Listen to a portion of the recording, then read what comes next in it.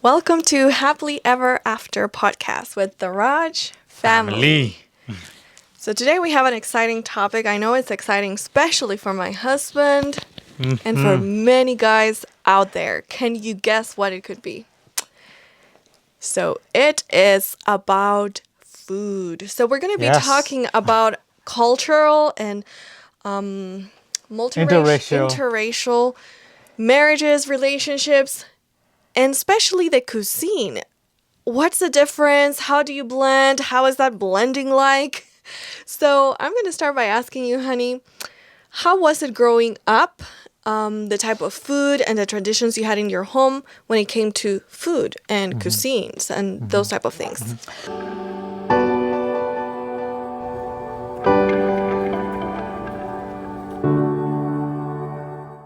Well, definitely growing up in India, or in my house, we didn't have any other cuisine apart from Indian.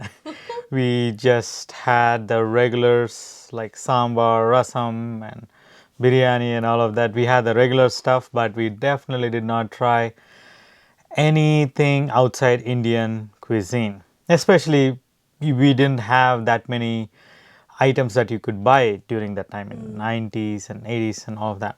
So yeah, growing up it was solely Indian food. However, after like I started working, my brother started working, we started having more and more fast food places and Chinese restaurants. There was more Chinese restaurants growing up. So I think in 2000s we started having more of that international food cuisines. So then we got introduced to Chinese restaurants where you really get some delicious flavors that you are not used to because it is not Indian. Yes, they all are in the same continent, but it has a very different flavor to it, and we loved it as well. And then again, like during my work time, we started having Domino's pizza and different places. I think even McDonald's came Probably. at least in Some my big area. chains. Yeah, in my area in 2000s they started having McDonald's and other things. So I was not really influenced by them, but it is like a treat. You go once in a while to those places and just enjoy, and then Just a little different, but not necessarily the thing you would want to stick with. correct, at least at that time. And yeah, mainly Indian food. And then again, when I was 12 years of age, I spoke to my mom. I told her, I want to learn how to cook. And then Very nice. I started cooking Indian food. Of course, I did a lot of chemical reactions because I would mix certain things that you don't usually mix.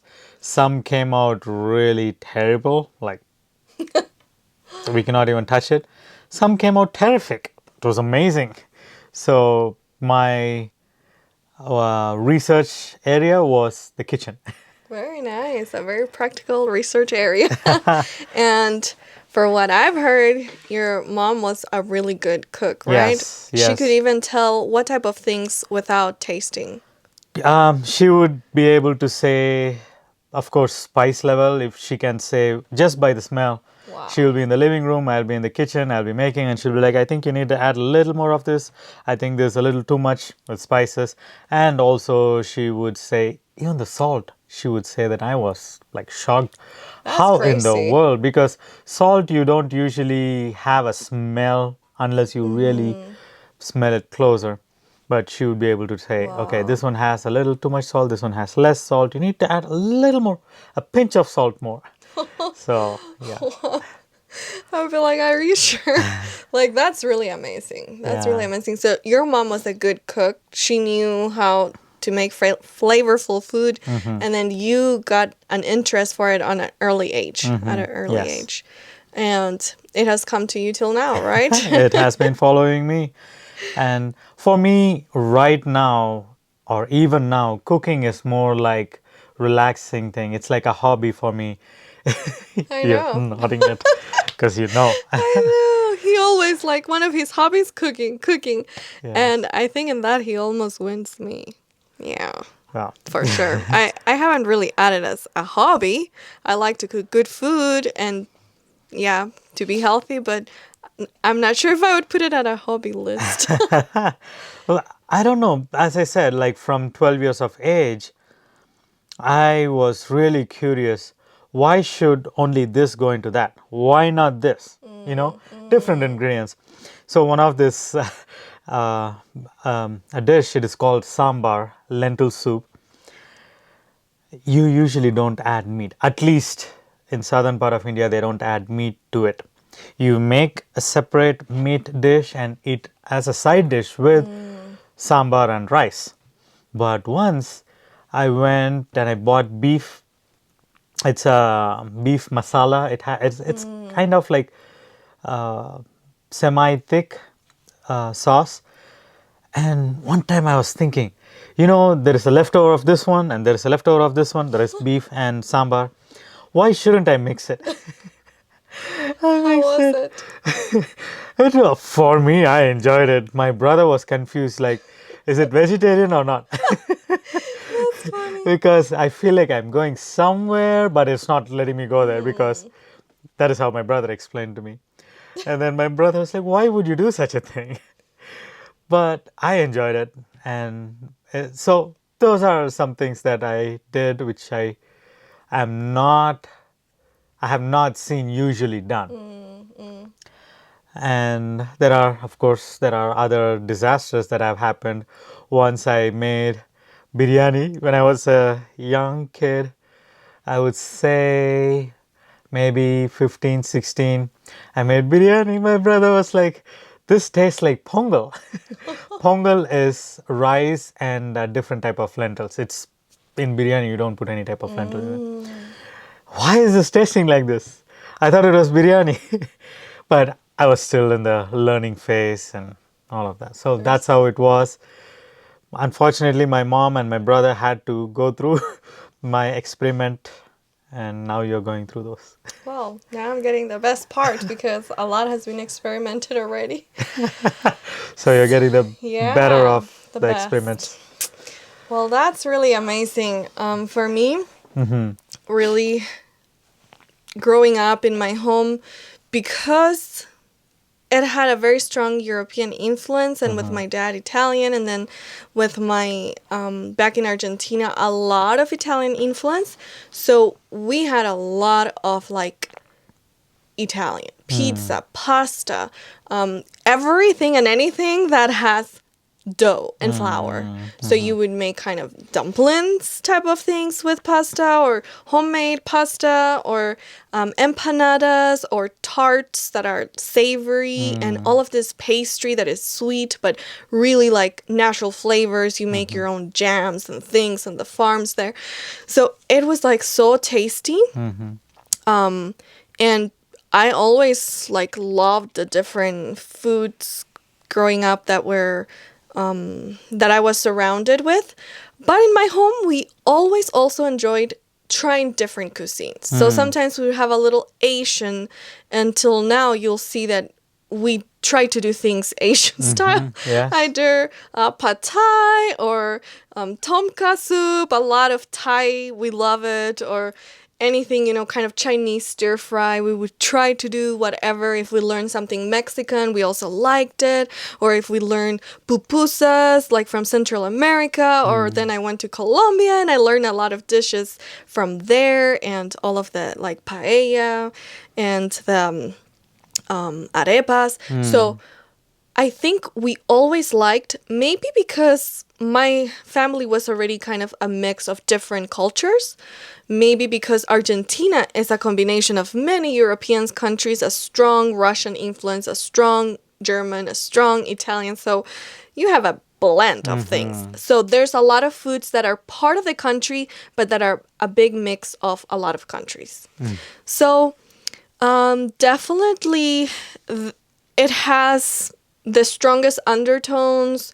It's, like a lot of parsley, a lot of oregano, a lot of like basil, onion, garlic. Those are the foundation thyme for our seasonings. So when I met you, I was like, wait a minute. Like there's like a dozen plus different herbs and spices, and like how do you actually use them in cuisine, and how do you actually combine them? Put them Because together. they're Yeah. so different. So meeting you was like a whole new world of cuisine. And so there was one major thing that was spicy food. So do you Yeah. want to share a little bit more? How was it for you to come across with like my type of cuisine? Did you like it or not? How was that for you? I definitely liked everything that you've made so far. Um, my favorite, pasta frolla, Oh, any and Argentinian friends? and I like the one that you do meat with gluten and Oh, with chimichurri. lengua a la vinagreta, but with limon. Yeah. Like it's like cow's tongue that is done like marinated. So it's very common in Argentina, and we do it vegan. Yes, and then I have a few of my favorites. One other thing that I like from what you do is the pasta. What is it called? Pasta. I'm not able to remember what it is. But I'm anyway, not sure. There's many pastas. pasta salad. Okay. Let me put it that way. Pasta salad I really like, and yeah, few of different flavors, and some of them I've never really tried before, and like the chimichurri as I shared, and Palm yeah, hearts, palm hearts, palm hearts, artichokes. artichokes. Yes, yes. Artichokes I've had before. Yeah, you find it on pizza, so I've had it before. But with palm hearts, I've never had them before because I don't know what to do with those. So you are the one who introduced me to those things. I really like them. However, I like my spicy food as well. I definitely won't replace them, but every now and then I need to have my spicy food. you know Like they're both good, but you cannot settle for one without missing the other. Exactly. I think especially like if I've been like eating spicy food for decades, and then all of a sudden you're not supposed to eat spicy food, and that's It's gonna, very different. yeah, it's Yeah. very different. So it is a little different, but at the same time I can enjoy your foods as well, the ones that you make. So yeah, it's different It's varieties. adjustment, but it's good to enjoy other things. But that doesn't mean we will still keep our mother tongue and our mother food. But for me, this we like sometimes spicy things at home. We thought they were spicy, but they're I think like minus zero spice level to an Indian or other. But you know, some Mexican food has spiciness. Some other cuisines require, you know, a little bit of cayenne or something, and my mom and I especially, we really enjoyed it. Just a little bit, like that kick Yeah, in yeah, here yeah, and yeah. there is like it adds to a soup or to whatever beans. So in my home in Argentina, you don't really have spicy, and many countries in South America you don't, but in my home we did here and there. But when I met you, that was like, oh, wait a minute, this is really a lot more. And one of the main things, I think the spice level, because I also enjoy a lot of the Indian food, is like other flavors, this cinnamon and clove, and like, it's like your brain is trying to record new flavors. It's like everything new compared to other countries. Yeah. And then it was eating with my hands. Like that for me was like, whoa, that's different. Because again, in my home, it was taught Yes. manners is not to put your hand in the plate, but always use your fork, your knife. So when you were like, eat with your hand, was like, I feel I'm not having good manners. Like I'm going against what I was taught. Yeah. But yeah. it's really a whole experience. Yeah. And trying it, I really enjoyed that new way There of is there is eating. something special about eating with your fingers, because for us there are a lot of funny videos of people eating with fingers, and there are some educational videos as to how you could eat. But we grew up eating with fingers, whether it is a watery soup or a thick soup It's or a sauce. amazing. Everything we eat with our fingers. And I know that there is a lot of people that feel a type of emotion towards it. They feel it's not healthy, hygienic, or all those things. But in reality, it is washing hands, basically, Right. It's not like you do whatever you want to. You work in the garden, you are working in the sewer, and then just come eat with your fingers. Right. Every time, whether you eat with your fork and knife or whether you eat with your fingers, you wash your hands. So that is very hygienic there itself. But then you have a earthy flavor when you really eat with your fingers, because there is something I cannot explain. I Yeah. cannot put it in words. But It's hard to explain, but it's like it tastes better. It's an experience in itself. yeah, Especially if you haven't done it, it's an experience. and it's so funny in the internet, the people go bonkers about Indians eating with their fingers. But I'm like surprised, like, how come you eat your burgers with your fingers if you think you cannot use hands at all? How do you eat your burgers? I don't see anyone eating French fries with forks and knives. I Or don't see chips. You don't get a chips, fork for it. chips, pizza, wraps. You Yeah. use your hands and eat them. But I think it is a mindset. It's Some so people. true. It's so true. And that's a huge cultural difference. That your culture impacts your mindset, your beliefs, and then you see things as right or wrong. But maybe, there's other ways. And are we Yeah. open? Yeah, I think you have to be open if you're really wanting to explore different cultures. Definitely. Even within India, there is, I don't remember the name of the state. In that state, they add sugar in everything, every savory dishes as well. In one place, they add fish in everything. So if I want, I can try. If I want to explore different cultures, different ways of eating, I can try. Or I can stick to my culture and say, hey, you know what, I'm not interested in learning it. Either way, it is fine. But I think without knowing what we are doing, people just blindly making statements that, oh, they're so unhygienic, makes it kind of like you don't know what other cultures are, or how they function. So true, so true. And I guess, there's different types of etiquettes in different Yeah, countries. For yeah, some, wearing shoes into a building is good. For others, it might be disrespectful. exactly. So, wow. It's Yeah. like we really need to get outside our box if we Yeah. want to connect with the world. Exactly. Basically. And I remember one of the first times we all went out, your brother was like, well, finally I get an opportunity to eat with my fingers. You remember? Because you were raised not to eat with fingers. Yeah, and but- he always liked to use his hands. So I guess we were born with some Indian genes in there.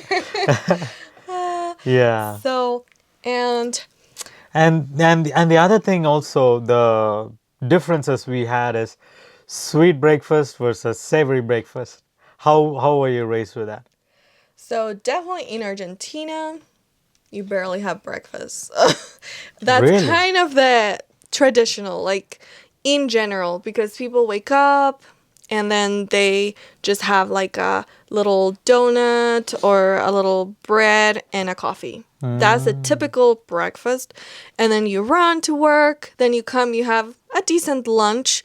There's siesta, which that's another whole topic, but you rest after lunch many times. In small towns, stores close, everything, then you go back to work, and then you leave work at 9, 10 p.m. Or 8, depending the place, and then you come back home, and that's the biggest meal. It's dinner time, and it's like 10, 11 p.m., and you're gonna be eating in a bigger meal. That's traditionally the meals in Argentina. In my home, we had bigger breakfast and a good lunch. Lunch was not a small meal, but a decent meal, and a supper a little lighter because you're ending the day, so not necessarily you need so big. And we had a different schedule and kind of our own family culture when it came to the meals. But it's generally sweet. Generally sweet, like a type of porridge, cereal. And I think, again, that might be a little European. I'm not sure exactly what my dad grew up with, honestly, like regarding his breakfast. But I know my mom always like have a cereal, have bread, breakfast, lunch, and supper. Like that's the main, is like, what would it be? Rice. Rice. Rice Okay. in different forms, different shapes. Yeah, It's rice, okay. breakfast, lunch, and supper. That's bread. Bread. In every single meal is like you accompany every meal with bread. Spreads, toppings, and then you have your cereal or your like, yeah, different porridges or sweet things that you eat. But didn't your brother like more savory though for Well, he breakfast? did. He did because actually both my brother and myself, we never were like sweet tooth type of people. We liked more savory over sweet just because some people are more into sweet, some others more into savory. But he was a notch higher that he liked savory with the breakfast. Like But I felt my stomach was not awakened enough to handle savory, so sweet was more like a mild thing for me. So that was just preference, but it's not cultural. I guess it's just yeah. yeah. Well, that in that wise, your brother and I match as well because waking up, you have to have a savory breakfast. I remember I had a hard time when I came to the U.S. and in the school they give you sweet breakfast, and for the first 4 or 5 days it was fine because it's all new. I've never had granola before, having granola, or I've had oatmeal before, so I know how it is, porridge of that. But and after the first week I was really struggling because there is no savory food, and I grew up eating savory breakfast every day. That can And be tough. It's the opposite for me. yeah, and thankfully there were people that were working in the kitchen. They were like, okay, we will accommodate a little bit more. And now in that school, you see they have both savory and sweet breakfast. So because it is not just an American school, it's like multicultural school. Right. So it's an international school, so they have to try to A accommodate little for everyone. flexible. Yeah, be a little flexible. So how is it with our family? How do you see it now that we are married? Or how do you see it with sweet breakfast versus savory breakfast? How do you see it? Well, how I see it is that we have to accommodate both.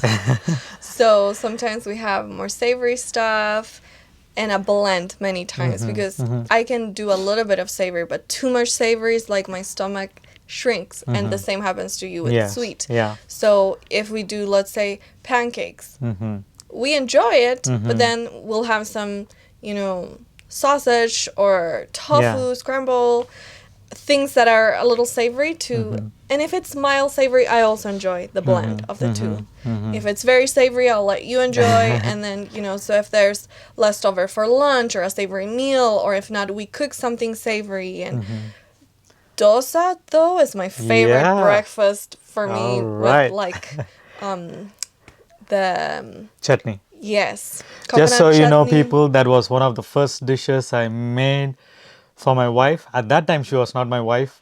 I was trying to impress her to make her my girlfriend. And that was the first dish I tried eating with my hands, and it was so delicious. That's like the perfect in between. Not too salty as in savory, but not too sweet. So it was delicious. So I have been trying to learn to cook Indian dishes. The challenge has been that sometimes the recipes, they cook in a different way. So I know how to follow recipe, but these are guidelines. But sometimes you need to know more experiential time with cooking Indian food to actually know how to cook it. So I've been frustrated with recipes and people giving me recipes that do not come at all like it's written. So then I'm like, how in the world can I learn this? But I found a website that gave simple Indian recipes, and even his friends thought that it was like authentic. Authentic Indian made. They actually So- thought I made it. I said, nope, my wife made it. So I was so grateful for people that simplify things and still can taste like authentic. So that's my goal. What's the name of the website? Maybe people would like to check it out as well. Holy cow. Holy cow. Happy cow. No, I think it's Holy cow? yeah. All right. Well, Well, I can check it out. no. It's okay. It's okay. We'll write in the Yes, description. we will put it in the description to make because sure. she's the one who knows. I don't know. I was just thinking Happy Cow is actually an app. So I think it's It's Holy for the- Cow. vegans probably what she said is right. But anyway, so we have come to a wrap for this episode. But we would like to know what type of differences do you have? Do you prefer sweet breakfast or savory breakfast? Do you like spicy food or just savory food? And what are your favorites? Have you ever tried Indian or Argentinian dishes? What is your favorite? Yeah, From those. basically. And which culture do you come from? Basically, what is your cuisine all about? We would like to know. And we have been working on a cookbook together. Yes. Soon it will be out. We'll link it in the description when it's out so you can Yes. actually get it. But it's in the works. Yes, it's in the works and we've got to go. So until we meet again, it is bye from Martin and Debbie. We are the Raj family from Happily Ever After.